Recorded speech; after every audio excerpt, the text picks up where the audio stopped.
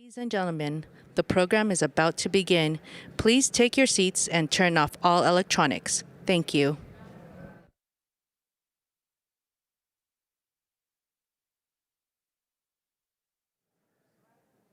Ladies and gentlemen, the program is about to begin. Please take your seats and turn off all electronics. Thank you.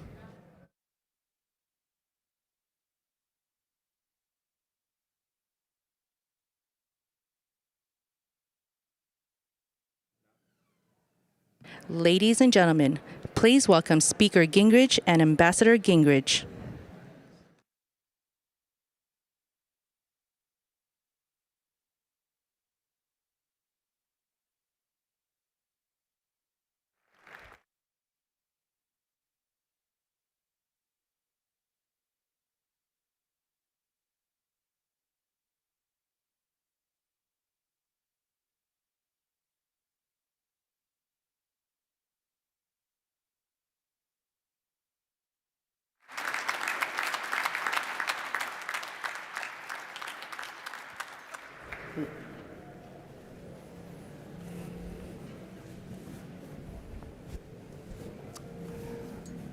Good evening, everyone.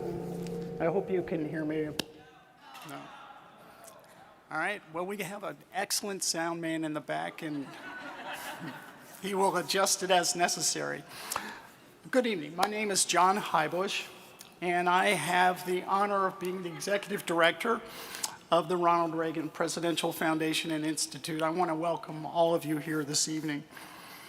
In honor of our men and women in uniform who defend, protect our freedoms around the world, if you'd please stand and join me for the Pledge of Allegiance. I pledge allegiance to the flag of the United States of America and to the republic for which it stands, one nation, under God, indivisible, with liberty and justice for all. Thank you. Please be seated.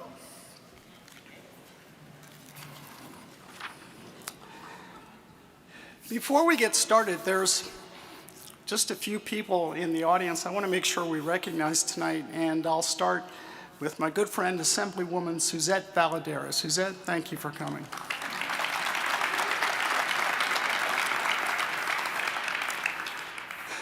Another good friend that's here tonight, Mike Thurtle. Mike is the Chief Executive Officer of the Gary Sinise Foundation. You all know Gary. Right? Last but not least, Matt Jacobs. I don't know if everyone here might know Matt, but Matt's the former federal prosecutor who is running for election to represent California's 26th congressional district. Matt?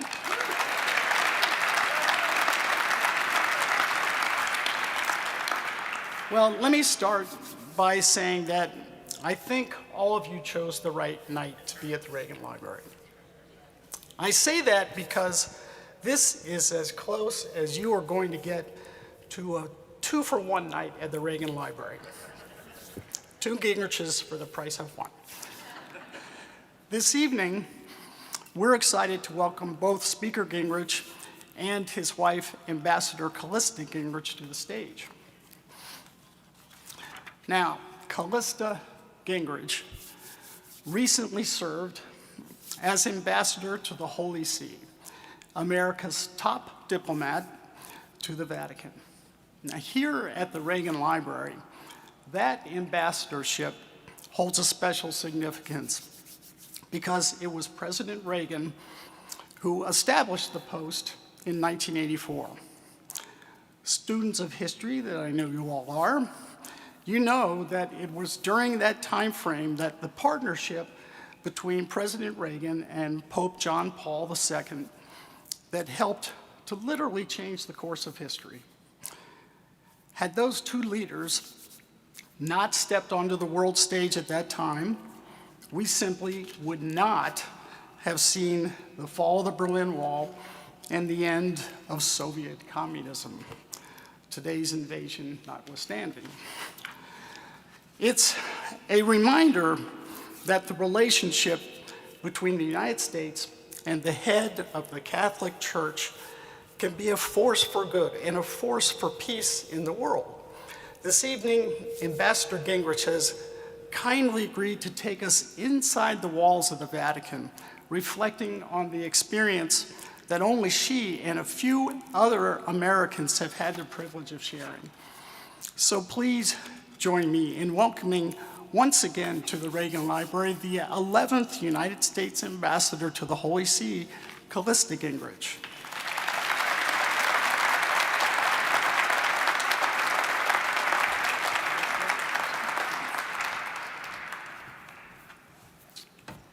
Well, good evening. It's a pleasure to be with all of you.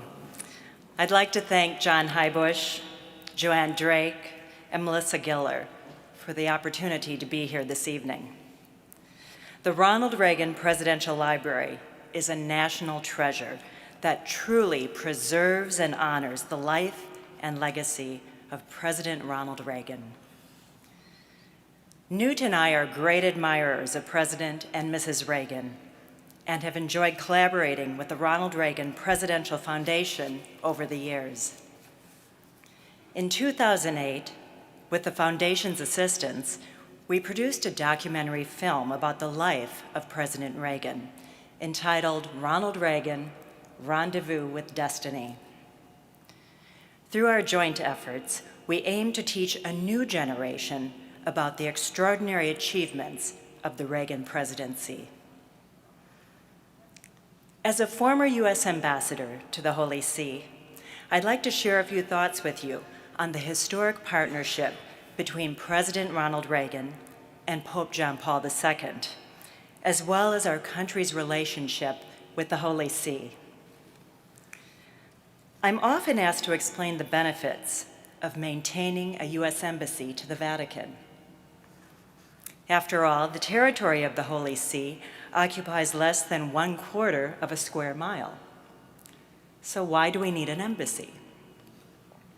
The answer is rooted in history, sparked in June of 1979 during Pope John Paul II's 9-day pilgrimage to Poland. During this time, millions of Poles living under the Soviet regime turned out to see the Holy Father, while the rest of Poland and the world followed his journey on television and radio. On the first day of his pilgrimage, the Polish pontiff declared, "There can be no just Europe without the independence of Poland marked on its map." It was a shot heard across the world, and in California by a future U.S. president. Ronald Reagan was elated. At the time, he had a popular radio show and dedicated numerous broadcasts to Pope John Paul II's historic trip. In one of his broadcasts, Reagan summarized the Pope's pilgrimage by saying, "It has been a long time since we've seen a leader of such courage and uncompromising dedication to simple morality." A few months later, in November of 1979, the former governor of California announced his candidacy for President of the United States. After taking office, President Reagan requested a meeting with Pope John Paul II. When the two leaders met in Vatican City in 1982, President Reagan asked the Pope, "At what point would Eastern Europe be free from Soviet domination?" When the Pope responded, "In our lifetime," the President grabbed his hand and stated fervently, "Let's work together." When President Reagan returned to the United States, he instructed the State Department to work closely with the Vatican and ordered it to open a full-fledged embassy. The Vatican is one of the world's greatest soft powers and stands at the forefront of some of the biggest challenges to freedom and human dignity of our time. The Holy See's unique ability to develop trust, to work with local communities, and to effect change is unlike any other nation-state. The United States benefits from this enormous reach and influence. Like the United States, the Holy See engages on every continent, including many troubled places around the world. Together, the U.S. and the Holy See share one of the most consequential diplomatic relationships, reaching over 1.3 billion Catholics and millions of non-Catholics as well. While serving as the U.S. ambassador to the Holy See from 2017 to 2021, our embassy worked with the Vatican on a wide range of issues, from democracy in Venezuela, to human rights abuses in China, to peace in the Middle East. Additionally, we focused much of our work on defending religious freedom, eradicating the scourge of human trafficking, and responding to humanitarian crises around the world. This would not have been possible without the extraordinary vision and leadership of President Ronald Reagan and Pope John Paul II. Their partnership paved the way, and their example inspires us today. Together, the United States and the Holy See continue to be a worldwide force for good. Thank you.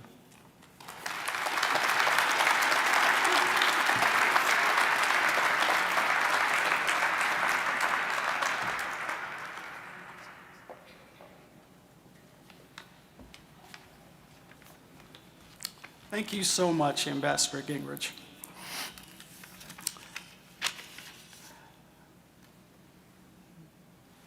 The majority of Americans alive today cannot remember a time, I know, when the name Gingrich was not a household word.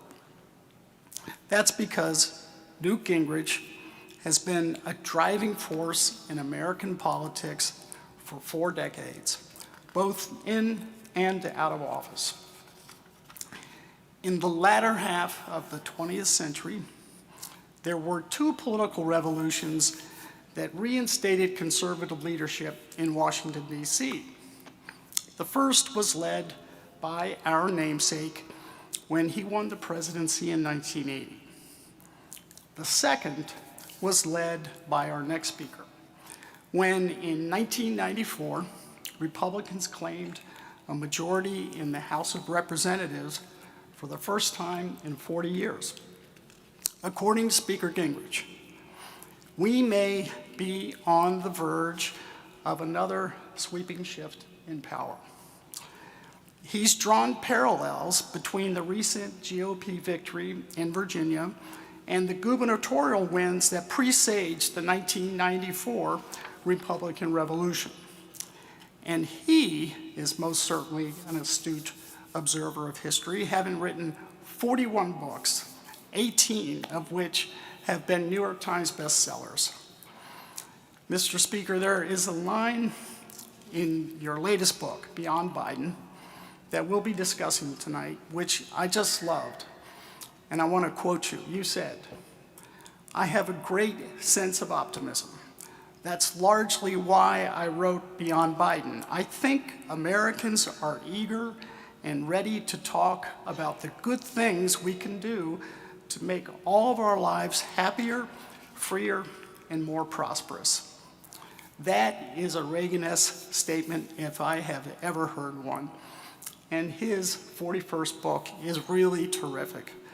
Ladies and gentlemen, please welcome back to the Reagan Library the 50th Speaker of the United States House of Representatives, Newt Gingrich.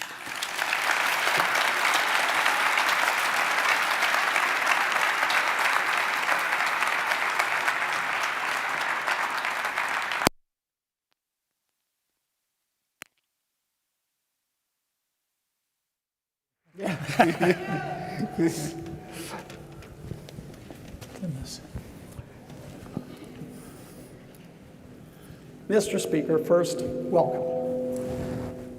I have way too many questions in the time that we have together. A great many of them are about President Biden, what's been happening this past year.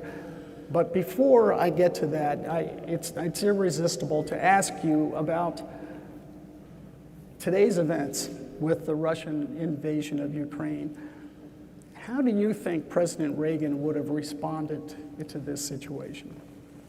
Well, first of all, John, it is great to be back with you. It's great to be here. I hope all of you realize, of the many places I speak, this is the only one where I get to speak immediately under Air Force One. And it's sort of an amazing experience. I think I've been with the library often enough. I've seen the growth of this whole area. I'm actually going to do a newsletter tomorrow on Ronald Reagan and Vladimir Putin, because having served in Congress with President Reagan, and having actually served in Congress for 2 years before and campaigned with him as candidate Reagan, I think I have a pretty good sense of how he thought strategically. So I'm going to paint just for a minute what I think Reagan would have been doing, and I'll let you contrast it with the weak, stumbling, virtually pathetic performance of NATO and President Biden. First of all, Reagan anticipated. He looked ahead. Now, Biden has spent weeks telling us the Russians are going to invade, the Russians are going to invade. Reagan would have concluded that possibility, let's say at the same time Biden did, which was weeks and weeks ago. But the difference was, first, Reagan would have promptly ordered the delivery of the maximum number of defensive weapons to the Ukrainians, arguing, we don't need to send American troops, we need to help the free people of Ukraine defend themselves. And he would have turned Ukraine into a porcupine and made it very expensive for Putin to consider trying to conquer it. Second, and this is a commentary on the entire American left, which not only can't play chess, nor can it play checkers, they can't play tic-tac-toe. And let me explain what I mean. I was part of the group working with the administration to defeat the Soviet Empire. One of our major goals was to bring down the price of oil, to bankrupt the Soviet Union, whose only major source of hard currency was oil. And Reagan brought it down dramatically, at the expense, by the way, of his own supporters in places like Oklahoma and Texas, who, when they came to him and said, you know, your policy is really driving the price of oil down, he said, yes, we're going to defeat the Soviet Empire. And they said, oh, well, if that's the reason, that's pretty good. I can survive for a while while we do that. Biden has done the opposite. By cutting off what had been American energy independence, he increased the price of oil so that Putin today gets $1 billion a day for oil, $365 billion a year. So Biden has a press conference and rattles on about sanctions, and Putin sits there counting money, watching, I don't think he watches Fox News, but whatever he watches. And it's an absurdity. Third, Reagan would have said to the Europeans, I'm going to make it extraordinarily easy to build as many liquefied natural gas ports as we need. I'm going to replace all of the Russian natural gas, and you're going to be able to rely on the United States, which will, one, create jobs in America, two, guarantee that we've got a much better balance of payments, three, liberate you from any concern about Russia, so you can laugh at Putin if he threatens to cut off your supplies. Now, Reagan understood how to do things like this. he would also have moved into Poland, Estonia, Latvia, and Lithuania, very sophisticated weapons with very competent American troops to say what Biden said today but is not acting on. I mean, it's very dangerous to poke the Russian bear and say, we're going to really be tough, which Biden said today, you come after NATO, we're going to use the full force of the United States. Reagan was not for using the full force of the United States. Reagan was for being so strong that you never had to even think about using it. So the other thing Reagan would have done is sent an emergency supplemental to the Congress to build up the American defense system, because we have to both be prepared to defend Taiwan, where we do have a real obligation, and to block Putin in Ukraine. So when I look at the difference between the sophisticated planning and implementation of the Reagan team and the current collection of amateurs running in circles, holding press conferences to babble, it is appalling. And I'll just leave you with this last thought, that the best way to understand why the modern left cannot deal with violence, they can't deal with it here at home in terms of violent criminals, they can't deal with it in terms of terrorism, and they can't deal with it in terms of people like Putin. And the reason, I think, goes back to a basic reality, that when the left watched the Lion King, they thought it was a documentary. And they think that lions and zebras sing and dance together. And when we try to explain to them that Putin is really not much into dancing, they cannot get in their head that there are dangerous people out there, and unless you're prepared, you are not going to survive. Reagan spent from 1946 to the end of communism in the Soviet Union based on the theory that peace comes through strength, that if you are strong enough, even the bad guys can't take you on, and that if you're clear enough, people will rally to you because your strength becomes the shelter for their fears. And he pulled that off in a way which is astonishing historically, one of the great strategic victories in human history, and did so without firing a shot. And as Callista was pointing out, and this is why we both did a movie on Reagan, and we did a movie called 9 Days That Changed the World on John Paul II. The alliance of strong people, of Margaret Thatcher in Great Britain, of Pope John Paul II at the Vatican, the willingness to work together, changed history without a major war. The weakness of the current team in the White House and the weakness of their team at the State Department is a major danger everywhere on the planet, because you know the Chinese are watching to see how badly Biden will collapse. And all of you know that within 30 days, whatever they announce today will disintegrate. They can't possibly keep the Europeans unified behind a weak leader. And so I think being here is a reminder of the principles that work, and watching the news conference today was a reminder of the principles that fail. Yeah. Well said, Mr. Speaker.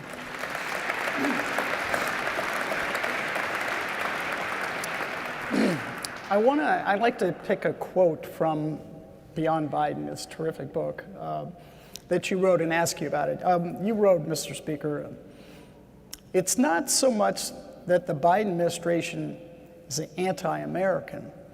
The Biden administration is anti-Americans, as in you and me. What do you mean by that?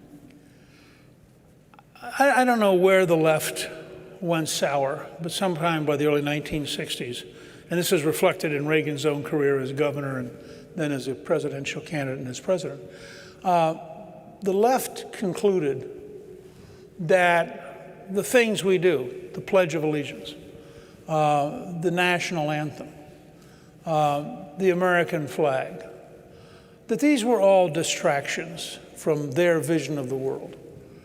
And Theodore White captured it amazingly in his 1972 Making of the President, when he said that the great problem that George McGovern had as the Democratic nominee was that the ideology of the left had become a theology and was no longer negotiable.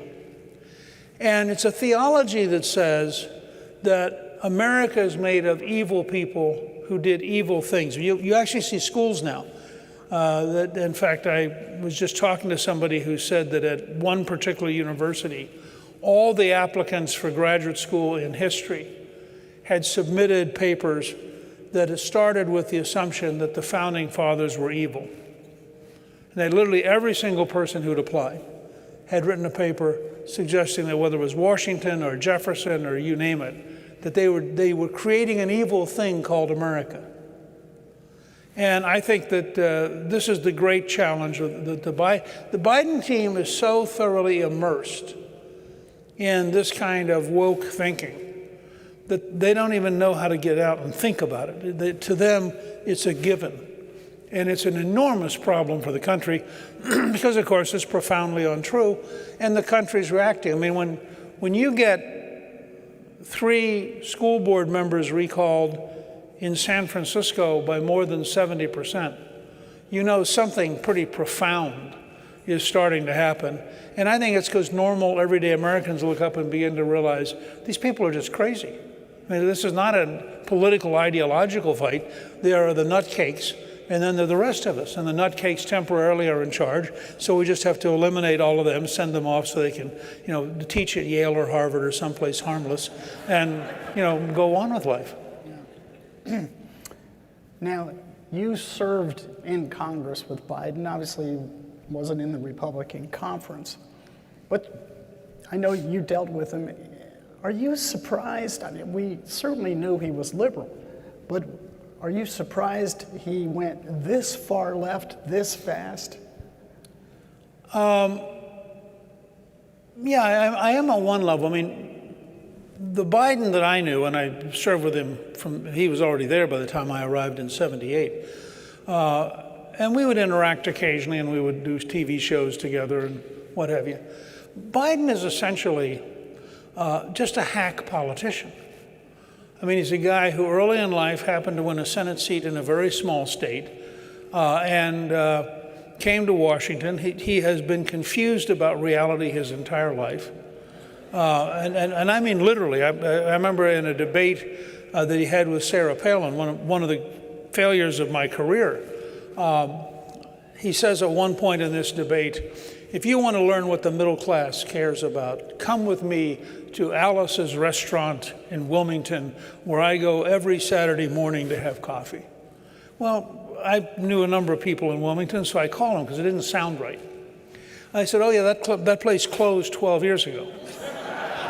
And I tried desperately that night to get the McCain campaign to send Palin to Wilmington to look for the restaurant. Because this is a guy who is referencing an event that's more than 10 years old. Well, he does this all the time, and so you have to start with the idea, he's like somebody's nice, pleasant grandfather who has been drinking a great deal for 40 years, and large parts of the brain cells are gone. And he remembers how heroic he was during the Civil War, and that he was a personal friend of George Washington's. And he sits around and tells the grandkids stories, and they go, isn't Grandpa terrific? I mean, but he's President of the United States. I mean, you expect the President of the United States to be a competent, mature adult who's in touch with reality. And Biden is none of those things. So let me pick up on that. And The reason I did not write anti-Biden, I wrote beyond Biden, is I was convinced he would be so bad that writing a negative book about him would be redundant.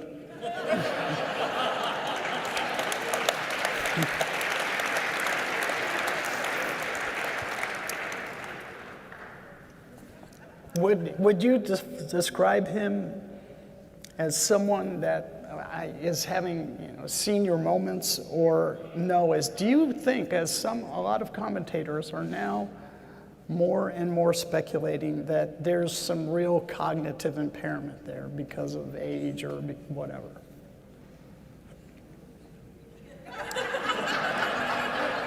Well, John,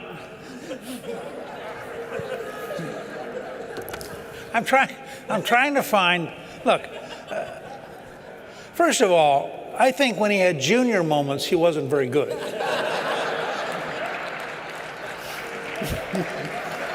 I mean that literally. I think you cannot overstate the notion that Delaware is a very small state, and that Biden very early on had become a part of the Democratic Party of Delaware.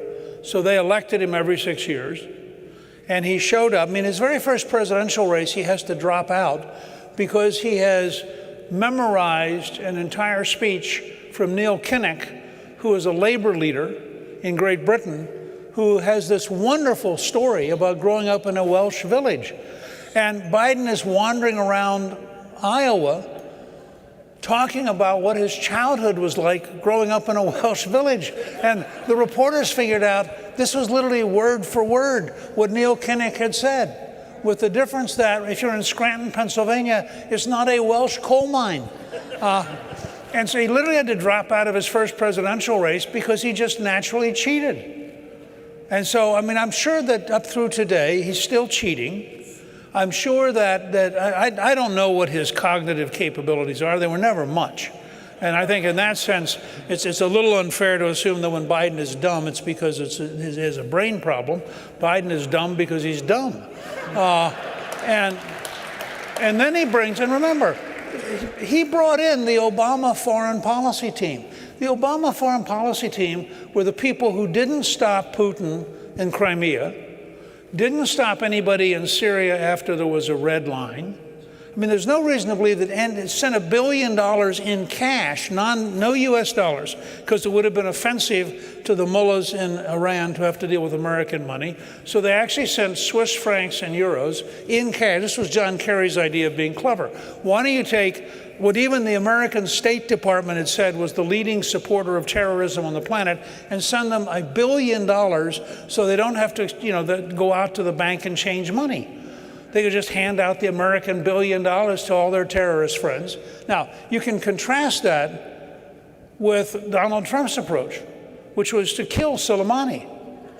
I mean, Trump said, let me get this straight. You guys want to be terrorists. Well, we'd like to share with you what it's like to have a terrorist. And they wiped out Soleimani. They killed Baghdadi. And I am personally convinced that had Trump remained in office, that in fact none of this would have happened, because Trump is,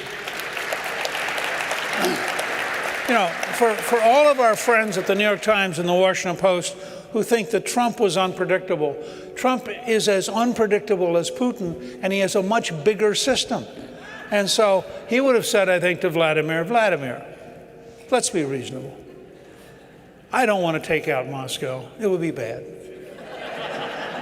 So you don't want to go into Ukraine because you have no idea what I would do, because on a bad day, I could do almost anything. And by the way, we don't have to take out all of Moscow. We have simply got overhead pictures of your personal dacha in the woods, and we would try when you're like tiger hunting and you're, without any clothes on, and you're out there, we would try to make sure that you had a really wonderful tiger hunt, and the tiger would like eating you afterwards. I mean, and Putin would have thought, this guy is nuts. This, by the way, was part of the Nixon theory in going into Cambodia, was he wanted to communicate that he was totally, utterly unpredictable, because he wanted the North and the Russians and the Chinese to all go, this guy's dangerous. Well, I got to tell you, if my choice is between an American president who's dangerous and an American president who looks like a total wimp, the world is much safer with dangerous presidents. Now, Reagan was able to combine being dangerous and actually having a style that was so good that he perfected it on movies. I once saw Reagan do, you may remember this. Reagan, at one point, this was purely dumb luck on my part. Reagan, at one point, does this press conference, and it's in the middle of some fighting with Gaddafi. And you may remember that Gaddafi killed an American in the nightclub in Berlin, and Gaddafi had blown up the Pan Am airplane over Lockerbie. And so Reagan had instructed our guys, one, to go in and cross the, quote, line of death in Sidra in the Mediterranean, which Gaddafi had announced that the Gulf of Sidra was now Libyan water, and if you went into it, you will have crossed the line of death. To which Reagan, who's a very good organizer, had said to the Navy, what do you think of this? And they said, well, actually, their pilots are so bad they would be called targets. And if you want us to, we'll be glad to cross the line of death, because it won't be our death. And that's what happened. And we have a good friend, actually, who was on that carrier. So Reagan is in the middle of this, and somebody at the press conference says something to him about Gaddafi, and Reagan says, if he wants to come to Washington, we can meet on the Mall, one-on-one, and I'm ready. Well, that night, I stayed up, and this is literally true. I'm watching a rerun of Death Valley Days. And Reagan is playing Admiral Farragut in San Francisco, putting down the vigilantes in 1859. And he says, if their leader wants to meet me on Main Street, I'm perfectly, it was the same lines delivered exactly the same way. And you don't get this in presidents very often. It was just amazing. Yeah. By the way, Biden would have said, I think that we can have a meaningful and very important opportunity to engage together in a way which will in some way convince Gaddafi that being a terrorist and bombing people would be highly inappropriate. And in fact, we could even invite him to go out to Burning Tree and play golf, or do something nice that would make him feel welcome in America so he wouldn't hate us quite as much. Go ahead, I'm sorry. I guess. I want to talk about an invasion across another border, this one, the southern United States. So whether you watch Fox News or read any newspaper, we know there's roughly 200,000 people coming across that Texas-Arizona border per month. I don't know how many people have done the math, but multiply that by 12 and you get a couple million a year. Multiply that by 4 years of Joe Biden, that's 8 million people. Add that number to pick a number, 10 to 20 million already here. Now you're nearing 30 million people. Where is this going for America? What is it going to do to the culture of America, to our cities, to our ability to, with certainty, no one is going to have a program where we find 28 million people, put them on buses and send them back to El Salvador. It's not going to happen, right? So what is going to happen? Well, let me say, first of all, in 1986, I voted for the Simpson-Mazzoli Act, which was supposed to have amnesty for about 300,000 people, which turned out to be around 3 million when it actually happened. In his diary, Reagan writes that I'm reluctantly going to sign this bill because it provides for control of the border, and it provides for a green card program that would allow people to come in as temporary workers. And we have to get control of the border. So Ronald Reagan was already deeply engaged in this problem which actually went back to the Eisenhower administration. I think it's hard to understand, if you are a traditional American, how much the left dislikes America and how desperately the left wants to drown America with people that it somehow thinks are superior because they're not Americans. And it's doubly ironic. Callista and I are actually working with a friend on a small movie where we have legal immigrants who have been astonishingly successful as Americans because they have assimilated. And this is my great argument with the left. If people want to come to America to acquire the work ethic, to learn how to be patriotic Americans, to study American history, we absorb more people than any culture in the history of the world. But to have people come in, first, by breaking the law, second, to then have your own government ship them around the country without telling you where they are. I mean, this is an administration made up of people, many of whom deeply loathe the United States. And you can tell that. I mean, how can you explain a Department of Homeland Security that not only does not control the border, and I did agree with somebody who said today, Biden is more worried about the Ukrainian border than the American border. And I think that there's, if you think about it, I'm concerned about the Ukrainian border. I have a PhD in European history, and I think it's a serious thing. But I'm dramatically more concerned about the American border. And you have an administration which has appointed people who are, by any reasonable standards, certifiably crazy. And their attitude is, you know, why would you stop all of these nice, innocent people, including, of course, drug lords, members of the Mexican cartel, various and sundry terrorists? I mean, we have no idea who's coming in this country. And I do brief commercial. I do 3 podcasts a week and 3 newsletters, and Callista does a newsletter at Gingrich 360, and they're all free. You can get them. But I interviewed the mayor of Yuma, who had declared an emergency because they'd had something like a 1,500% increase in the number of illegal immigrants. But what he told me that really surprised me was in Yuma, the nature of the immigrants has changed dramatically in a way I wouldn't have expected. He said it's no longer poor people trying to get across the border. He said people now fly in from India, go to Mexico City, then fly north, then come across the border carrying a Gucci purse and 3 Gucci bags, and go straight to the airport where they pay for their own ticket to go somewhere in America.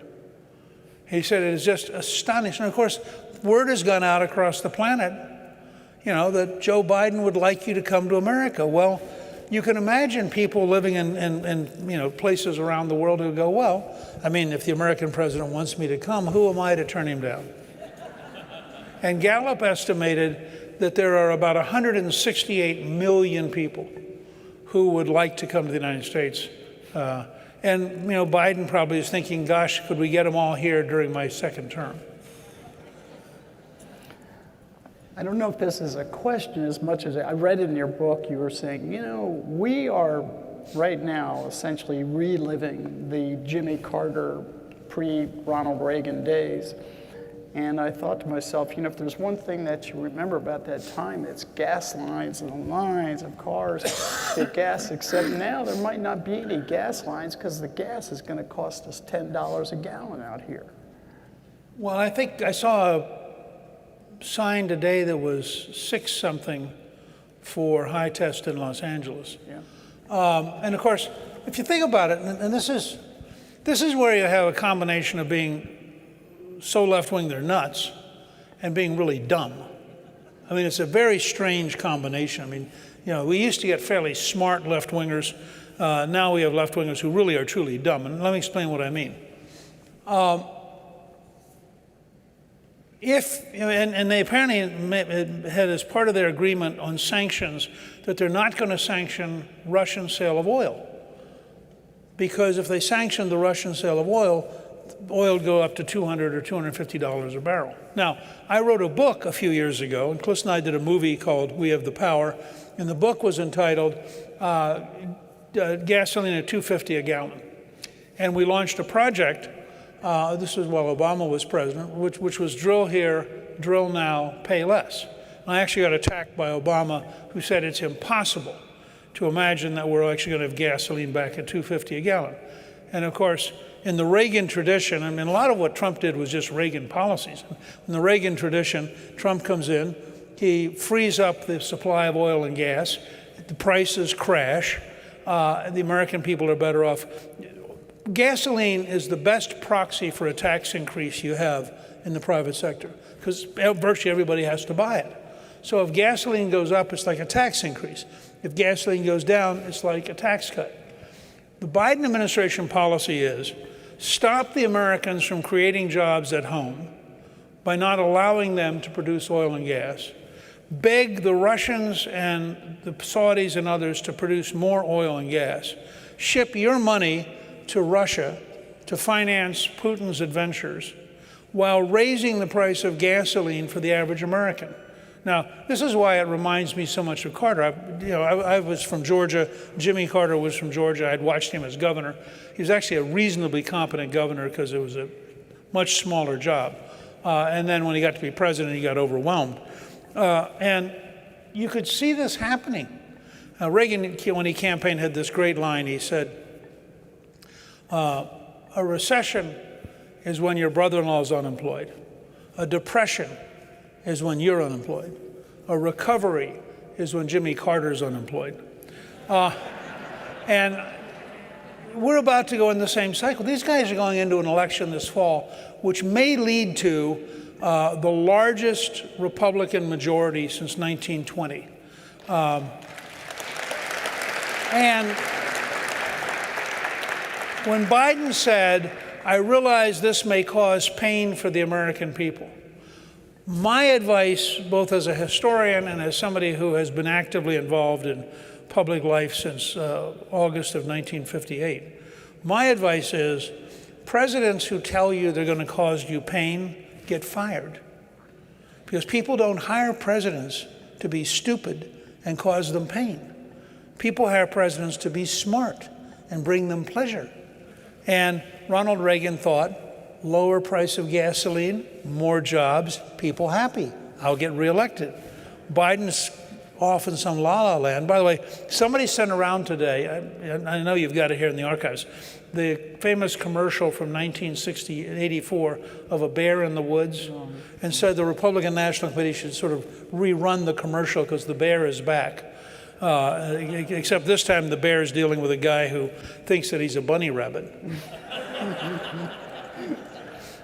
You mentioned wokeism, and you have a whole chapter in this book about wokeism, including some explanation of the origin of where it stems from. I want to ask you another question, but talk to us about your understanding of the origins of this whole woke movement. Well, in some ways it comes back to Reagan, because I think a large part of the beginning of the woke movement is at Berkeley, and involves very, very left-wing professors. And you have this coming together in the early 1960s of the anti-Vietnam War movement, the civil rights movement, the free speech movement, sexual liberation based in part on the development of the pill. And so all these different things are coming together at the same time. And you have a World War II generation that wants to be generous to its children. So historically, what happens if you have a brief surge of young people who behave in ways that are stupid is you have older people who hit them around the head and shoulders and say, don't be stupid.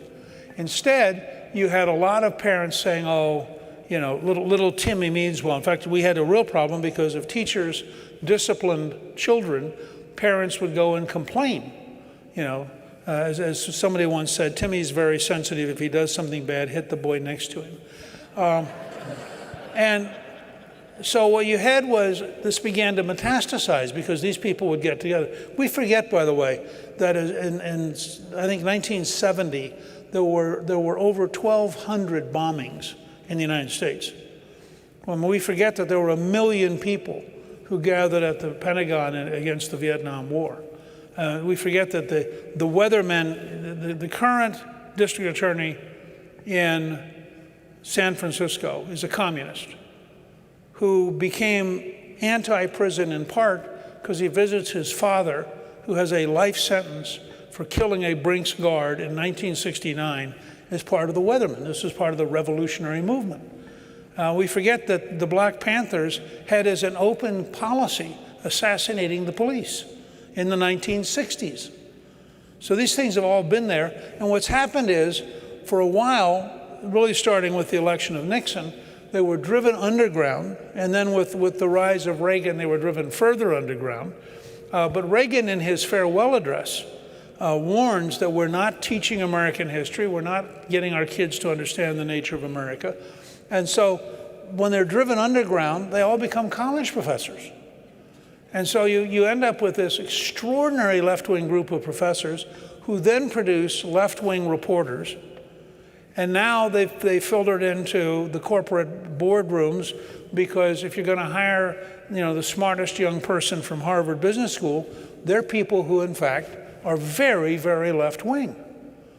And so the result has been that you have a strain in America today that I think is, and I really mean this is not a political problem. This is a problem of mental health. These people are crazy, and they believe things that are simply not true. And I think that we have to have, and will have, a huge fight about this. And I can tell you from the election results around the country, about 70% of the country is waking up and going, well, that's stupid. And they're rapidly getting trapped into a fight where inside their world, they can't learn anything, they can't deviate. So you end up with for example, with one of the political appointees who insists that their appropriate pronoun is they or them, because they're non-binary, whatever. I'm too old to know what all this stuff means. But, imagine your boss comes in and says, you may only refer to me as they or them. This is the taxpayer official in the US government today. Well, most Americans look at that and go, I wish you were competent. I'll call you they if you can get something done, but you can't get anything done because you're just Looney Tunes. And this is a huge problem, and that's a big problem in foreign policy. You have people trying to analyze it. Imagine what the reports are like to Biden. These are people who are out of touch with reality and who go in and say, we don't really quite understand what Putin is doing. Well, Putin gave a 30-minute speech on Russian television this week that was translated into English, and if you read the speech, you knew exactly what he was doing, because he said it. Ukraine doesn't exist. It's a phony country. It was created by a mistake by Lenin, and my job is to denazify the country, which means if they do win, they're going to go around and shoot people. And it's not hard to read this speech and go, he again goes back to the Lion King point. He's trying every way he can to tell us who he really is. And we're insisting on, but what do you think he really means? In this chapter, as you talk about wokeism, one of the points that you make is that there's this insidious attack on vocabulary where all of a sudden new meanings are invented for old words, and it's, I was started to make an inventory after I read this chapter of some of these, everything from, we all know critical race theory, but the homeless become the unhoused. Equality becomes equity, which really means reparations, right? 1619 is the birth of the country now, not 1776.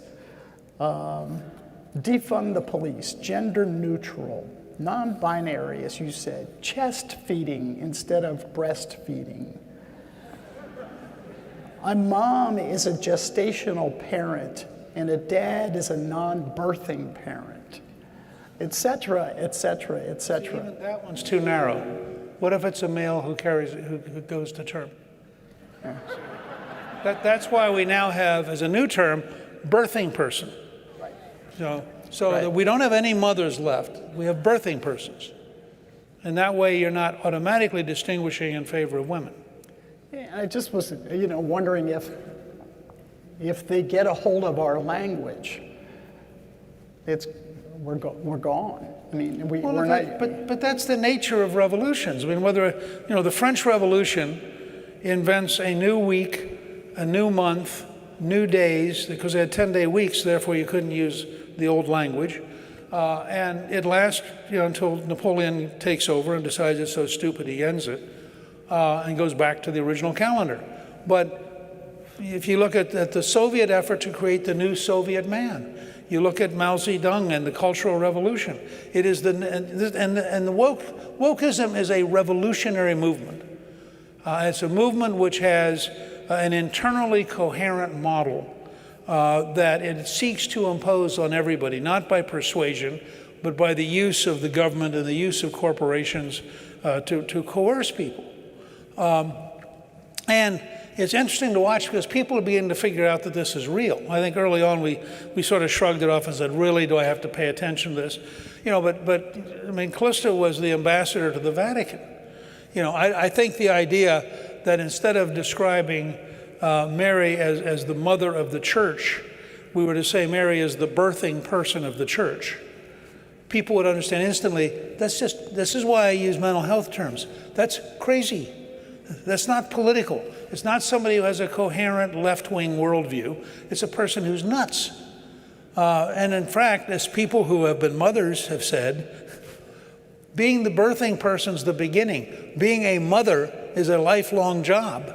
And the idea that we're going to somehow shrink you to the gestational period is a sign of being totally out of touch with the real world. Which, as I said earlier with The Lion King, I don't have a woke version for sex, but I'm going to work on one.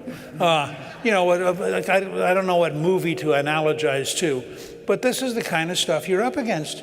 And when you run into these people, because essentially it's a secular religion, and if you start talking to them, they will become, and there may be a few people here who are hiding who fit this, you know, but they will become so angry that they become incoherent because you are threatening the very core of their being. So if I say, I'm happy to call you he or she, which one do you like? That is by definition an act of assault, you know, because after all, that's not who they are. And we happened to overhear a conversation the day between two people talking about a friend of theirs who is going through the process of trying to define which pronouns really fit them. And they were Callista said to me, they were totally sincere. This is a major life crisis. I mean, what if they walk down the hall and somebody uses the wrong pronoun? They will be shattered by this experience. Now, you're dealing on the one hand with a KGB-trained Russian dictator who believes that killing thousands of people is cool, and on the other hand, somebody who quivers psychologically because you used the wrong pronoun. Which one do you think wins? You bet. You bet. And, you know, in fact, I was thinking if there's any one upside to this whole coronavirus, it's that parents, for the first time, were able to look over their child's shoulder and see what was happening in the classrooms of America today, right? We have a good friend who runs a program called 1776 Action, which played a major role in Virginia. And it's fascinating to watch what's happening. The poll that came out this morning, 83% of the American people believe parents have a right to see every single thing being given to their child in school. Now that is a war with the teachers union. Because the left understands that if everyday Americans get to see everything they're trying to do, you know, trying to get 6-year-olds to explore their sexuality, and whether they really are whatever they were born as, at 6. I mean, this is the kind of stuff, or consciously teaching anti-American versions of history. And of course, this is the beginning of the end for the left-wing intellectuals, because when you get them out in the open, they can't survive. I mean, it becomes incoherent and a mess. Talk to us about racism today, in the modern day. It almost now seems to be to the point where if you are white, you are by definition a racist. Well, I would draw two distinctions. First of all, we clearly have racial tensions, but they're much more complicated than the left wants to admit. I mean, the relationship between the black community and Korean Americans, for example, is not nearly the same. And by the way, it was Asian Americans who drove the results in San Francisco because they are furious that the left doesn't want to educate their children. And they are determined that their children would go to excellent schools, do their homework, and actually learn stuff. And so everywhere in the country, you're seeing this kind of a division, but it's not as simple as black and white because we're not a simple country. We're an enormously complex country now. But it's deeper than that. You have, I think, the left has to do everything it can to destroy Western civilization. And ultimately, Western civilization came out of white Europeans. And therefore, to the degree that they can make white Europeans feel inferior, they win. In addition, there's a wing of feminism which is essentially anti-male. So if they get to go after white men, it's a double victory. Unless, of course, the male is non-binary and has a variety of other appropriate behaviors and secretly would like to be a woman, in which case they're okay because that's not really a white man, that's something else which we don't have a name for yet. But I think this is really a very serious underlying thing. And again, I think part of the answer has to be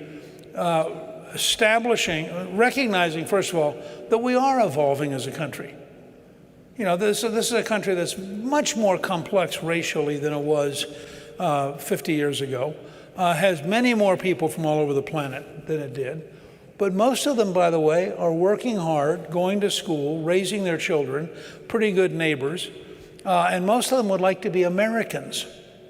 And my view is that what we want to do ultimately, and I think Reagan would have been totally for this and would have understood it, is we want to be open and welcoming to everybody who'd like to be an American. Now, if you want to be an anti-American left-wing subset, we're not, frankly, as open to you. And that's part of the reason why Reagan was disliked and Nixon was disliked. I was disliked, Trump was disliked, because we're pretty cheerful about saying to the left, you're nuts. Well, that offends them because they think that they are pure and they think they're our moral superiors and they think that they should tell us how we're allowed to behave. And I think, like the classic Americans, I'll just close with this thought. In around 1840, a young man went to see a much older man who had fought in the American Revolution. And he was sort of a frontiersman, not all that well educated. And this guy says to him, so was it the Stamp Act? Was it, what was it that you were upset about? He said, son, we meant to be free. And they meant for us not to be free. And that's what it was about. And we decided it was worth fighting to be free.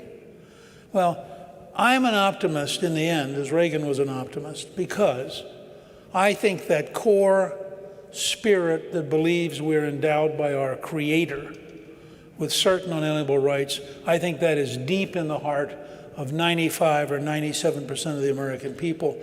And I think when the left collides with that spirit, it just shrivels up and disappears. And frankly, in the long run, Putin will have the same problem. People like being free. People don't like being bullied. They don't like being conquered. And he's going to find he has a huge tummy ache called Ukraine, and that tummy ache may well destroy his regime. And our job should be to encourage it.